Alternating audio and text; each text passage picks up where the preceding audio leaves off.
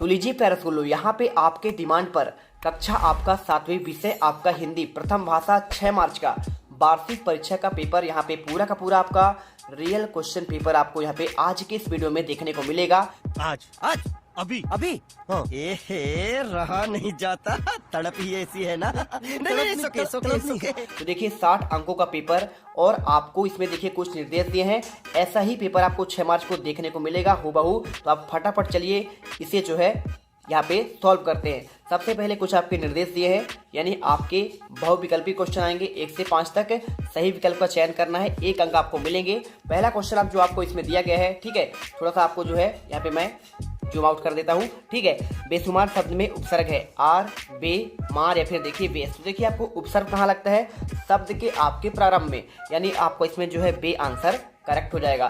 Second देखिए, कर्मावती कहाँ की रानी थी, झांसी की, मेवाड़ की, इंदौर की या फिर आपका ग्वालियर की। आंसर की अगर मैं बात करूं तो देखिए आपको इसमें जो है ना, देखिए तो आपको इसमें जो है यहाँ पे आपको 4 ऑप्शन दिए हैं, झांसी, मेवाड़, इंदौर और आपका ग्वालियर। तो आपको देखिए राइट आंसर जो आपका जो है कर्मावती कहाँ की थी, मेवाड़ की रानी थी। इसके बाद देखिए कल सरिता समझ में, देखिए यहाँ पे बोला है ना, यहाँ पे गई थी, देखिए तो यहाँ पे आत्मसम्मान, सम्मान, अभिनंदन या फिर देखिए आपका अभिवादन।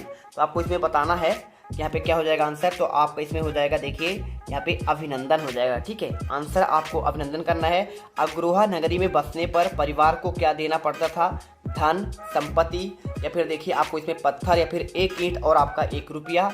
तो आपको इसमें देखिए जब आपका अग्रोहा नगरी था वहाँ बसने वाले परिवार को क्या देना पड़ रहा था, तो आपको आंसर इसमें जो है 1 ईंट और आपका 1 रुपया हो जाएगा।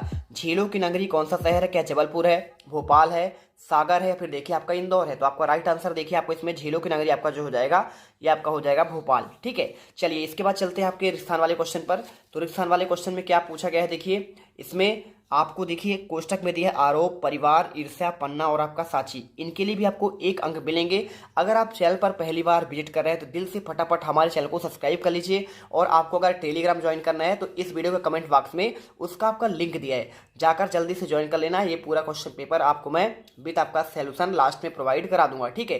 चैनल को सब्सक्राइब करो पहले, हाँ जल्दी करो। मुझे पता है कि आप लोग नहीं करते, वीडियो देखते हो लेकिन सब्सक्राइब नहीं करते। ये लाल कलर का बटन नहीं, इसे दबाओ, जल्दी दबाओ, जल्दी दबाओ, फिर मैं शुरू करूँ। दबा दो जल्दी, दबा दिया, घंटी में दबा देना, ठीक। चलिए इसके बाद देखिए आपको जो इसमें क्या लिखा है, हीरे की खदान के लिए डैश डैश प्रसिद्ध है, क्या है, देखिए आरोप, परिवार, ईर्ष्या, पन्ना। तो आप जानते हैं पन्ना प्रसिद्ध है, तो आपको आंसर इसमें जो है पन्ना कर देना है, ठीक है। ये रहा देखिए पन्ना। इसके बाद दीपू से सभी डैश डैश करते थे, तो अब क्या करते थे, आपका ईर्ष्या करते थे। तो आपको इसमें जो है ईर्ष्या करना है। प्राचीन स्तूपों के लिए डैश डैश विख्यात है, तो देखिए क्या आपका यहाँ पे स्तूपों के लिए सांची विख्यात है, ठीक है। आप आंसर इसमें सांची करेंगे। इसके बाद देखिए इल्जाम शब्द का यहाँ पे अर्थ क्या होता है, तो आपका इसमें आरोप होता है, आंसर हो जाएगा आरोप। इसके बाद चलिए चलते हैं आपके यहाँ पे नेक्स्ट आपके क्वेश्चन पर। यहाँ पे पूछा गया क्वेश्चन में खानदान शब्द का मानक हिंदी क्या है। तो देखिए आप इसमें देखेंगे तो खानदान शब्द का आपका यहाँ पे हो जाएगा परिवार, ठीक है। आंसर आपका एक ही ऑप्शन बचा हुआ है, तो आपको इसमें लिख देना है परिवार। इसके बाद चलिए दिखाते हैं आपको यहाँ पे क्या दिया है। अति लघुत्तरीय क्वेश्चन दिया है 11 से लेकर आपका 16 तक। निर्देश में प्रश्नों के उत्तर 1 या 2 वाक्य में लिखना है। प्रत्येक प्रश्न के लिए आपको 2 अंक आपको दिए जाएंगे। वीर रस का परिभाषा उदाहरण सहित आपको बताना है। अगर मैं इसके आंसर की बात करूं, देखिए अगर मैं इसके आंसर की बात करूं तो आपको उत्तर में लिखना है, जब किसी रचना या वाक्य आदि से वीरता जैसे स्थायी भाव की अनुभूति होती है उसे वीर रस कहा जाता है, ठीक है। इसके बाद देखिए क्वेश्चन बार विलोम शब्द किसे कहते हैं। उत्तर में आपको लिखना है, किसी शब्द का विलोम शब्द उस अर्थ का उल्टा या फिर विपरीत अर्थ वाला होता है। भिन्न अर्थ वाले शब्दों को विपरीतार्थी शब्द अथवा विलोम शब्द कहा जाता है। ये आपको उत्तर जो है लिख देना है इसमें, ठीक है। और देखिए अगर आपसे कोई पूछे वीर रस की परिभाषा, तो आपको लिख देना है बुंदेलो हर बोलो हमने सुनी कहानी थी, खूब लड़ी मर्दानी वह तो झांसी वाली रानी थी। आप इसमें जो है लिख सकते हैं, ठीक है।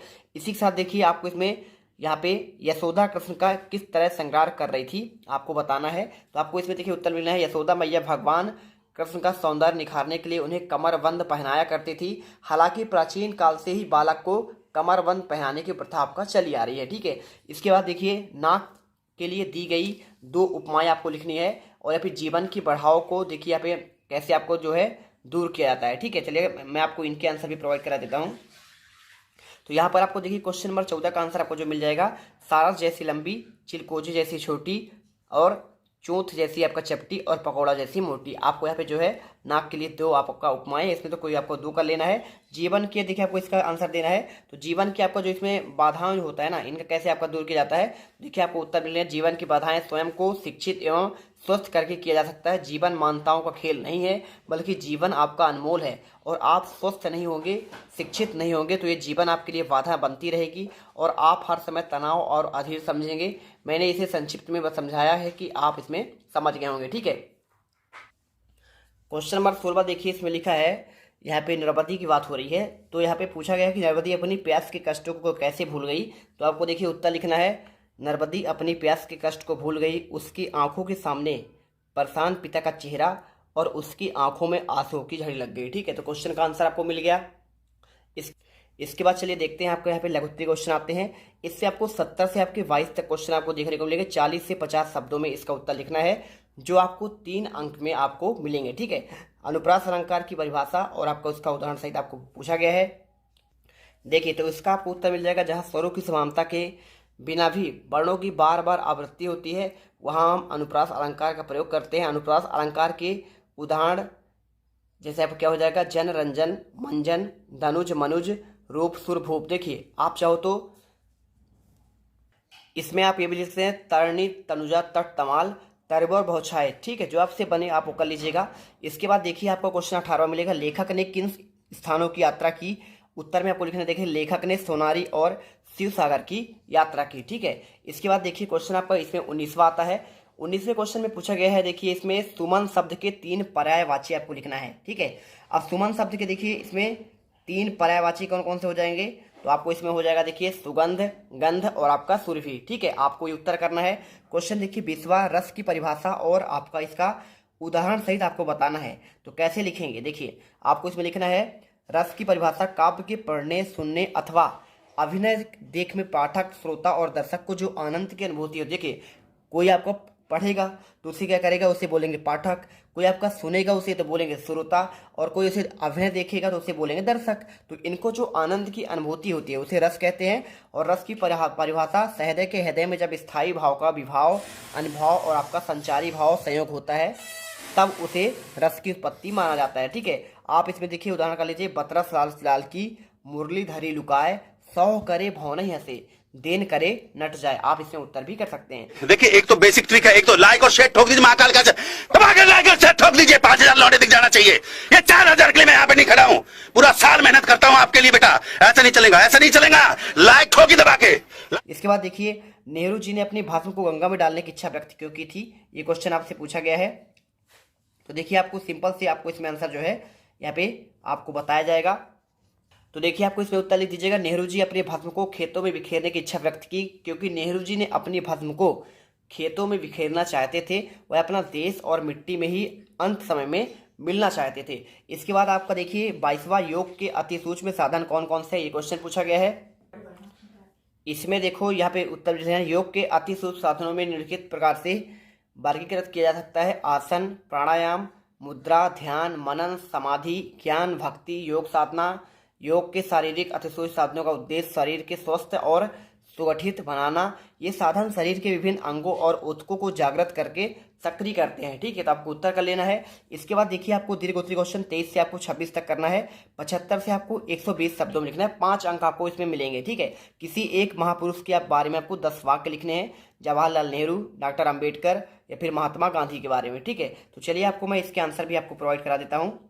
तो यहाँ पे देखिए आपको महात्मा गांधी के बारे में आपको मैं 5 वाक्य लिखाता हूँ। महात्मा गांधी का जन्म 2 अक्टूबर को गुजरात के पोरबंदर के एक मध्यम परिवार में हुआ था और उनके पिता करमचंद गांधी गुजरात के पोरबंदर शहर के दीवान थे। ठीक है, इसके अलावा देखिए आपको लिखना है, उनकी शादी मई में कस्तूरबा मखांगी कपाड़िया नामक महिला से हुई थी। सितंबर 1888 में महात्मा गांधी उच्च अध्ययन के लिए लंदन चले गए थे, यानी बैरिस्टर की पढ़ाई करने के लिए, और तभी इन्हें बैरिस्टर गांधी भी कहते हैं। गांधी जी का रंग भेदभाव के खिलाफ हमेशा यहाँ पे लड़ते रहे, यानी गोरे अंग्रेजों के लिए। ठीक है, चलिए इसके बाद देखिए क्वेश्चन 24वां, मेरी कविता का मुख्य भाव अपने शब्दों में लिखना है। 25वां, कलाम ने अपनी शिक्षा पूरी करने के लिए क्या संघर्ष किया और अपने प्रधानाध्यापक को 3 दिवस की छुट्टी के लिए आवेदन पत्र लिखना है। चलिए 24वें का आंसर आपको लिखना है मेरी कविता का मुख्य भाव लिखना है। इस कविता में कवि अपने सद्व्यवहारों के लिए ईश्वर से प्रार्थना करते हैं।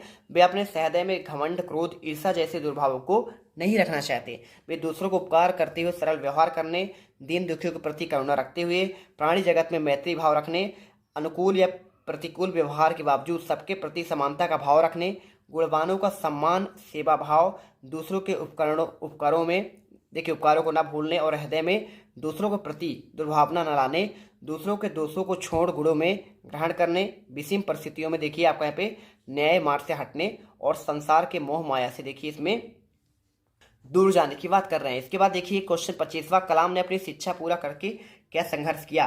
तो आपको देखिए उत्तर में आपको लिखना पड़ेगा, कलाम अपनी शिक्षा पूरी करने के लिए ट्यूशन पढ़ाने लगे, मद्रास चेन्नई में छपने वाले एक समाचार पत्र हिंदू के लिए लेख भी लिखे। इससे उन्हें कुछ पारिश्रमिक प्राप्त भी हो जाता था और इस तरह अपनी शिक्षा पूरी करने के लिए उन्होंने निरंतर संघर्ष किया। इसके बाद लास्ट क्वेश्चन, 3 दिवस की छुट्टी के लिए आवेदन पत्र कैसे लिखना है। तो देखिए आपको यहाँ पे आंसर आपको इसमें दे देता हूँ। यहाँ पे आपको लिखना है, देखिए सेवा में श्रीमान प्रधानाध्यापक महोदय, शासकीय प्राथमिक विद्यालय। आप अपने स्कूल का नाम जो भी हो आपका लीजिएगा। विषय 3 दिवस की छुट्टी के लिए आवेदन पत्र। मान्यवर सबने निवेदन है कि मुझे गत रात्रि में बुखार आ रहा था, इसलिए मैं शाला में आने में असमर्थ हूँ। अतः श्रीमान जी से प्रार्थना है कि मुझे दिनांक 27 से लेकर 30 तक की 3 दिवस की छुट्टी देने के लिए महान कृपा करें। ठीक है, चलिए तो इसका फटाफट पूरा आप लिख लीजिएगा। पूरा आपको आंसर ऐसा ही करना है। ठीक है, तो इस प्रकार देखिए पूरे आपके 26 के 26 क्वेश्चन के आंसर आपको प्रोवाइड करा दिए गए हैं और आई होप अब आप जो है ना पूरे 60 में से 60 नंबर आसानी से ला पाएंगे। जय हिंद, जय भारत। अब तुम लोग गलती से अगर नए हो तो सब्सक्राइब करो, वो जो लाल वाला बटन है उस पर अपने जीजा जी फेंक के मारो या फूफा जी, मुझे नहीं पता, बस क्लिक हो जाना चाहिए। अब मैं भी जा रहा हूं, मुझे मुठिया पेलने जाना है। बाय। वो है